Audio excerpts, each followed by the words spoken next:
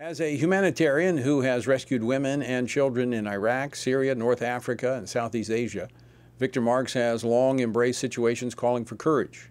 But he believes all men can find courage and strength to stand up to the challenges in their lives from a biblical perspective.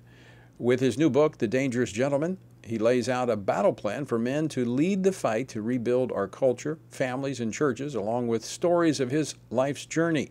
Joining me now to discuss this, Victor Marx, founder of All Things Possible.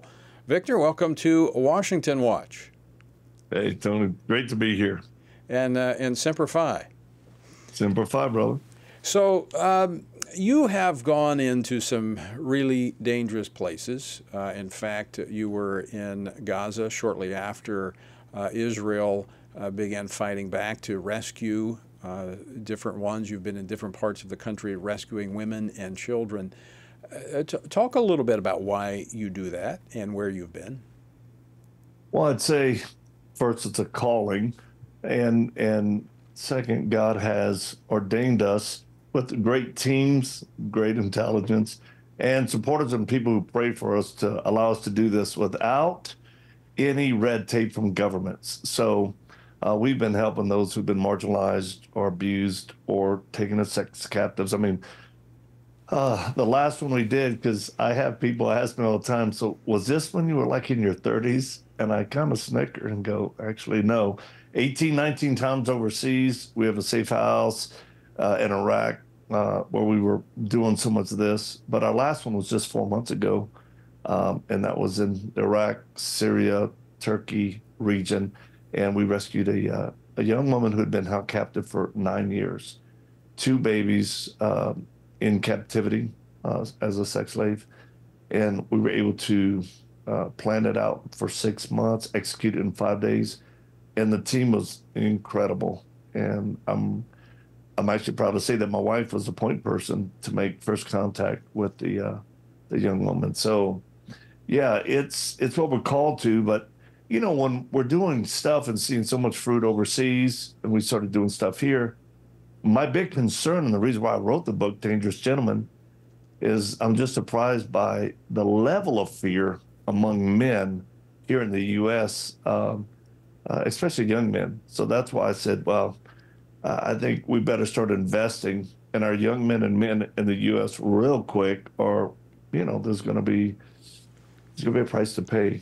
You know, Victor, people ask me a lot of times, you know, Tony, what keeps you up at night? You know, what is it you worry about most, you know, in our nation's capital? You know, is it, you know, nuclear war? Is it this or that? You know, what concerns me most is the lack of courage, of moral courage that I see in our leaders and in our men. And that they're, as you said, they're fearful. It's not just physical fear, but there's fear of the, you know, the social media, fear of politics, fear of being left out.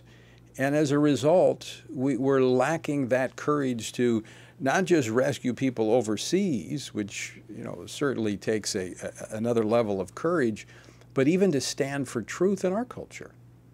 Yeah, and I would say getting a spine or backbone, you know, a lot of my angst has been with the church in the U.S.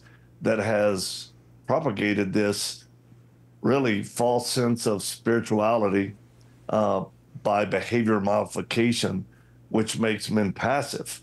Like somehow you're more spiritual if you're passive or don't resist. That's nonsense. And, you know, Jesus is both known as the lion and the lamb.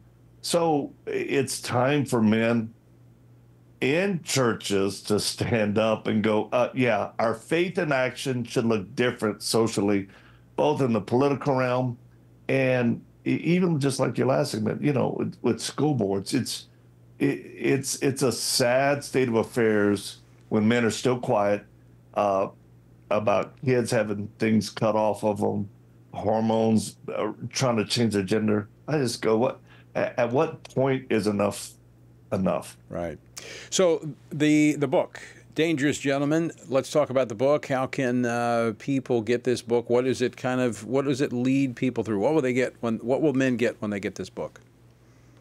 Well, they'll get some tools, and, you know, most men, and I kind of follow Jesus's approach of storytelling. These are things that we've done, been through, that I hope will inspire and encourage man to like step out of the apathy of where you're at.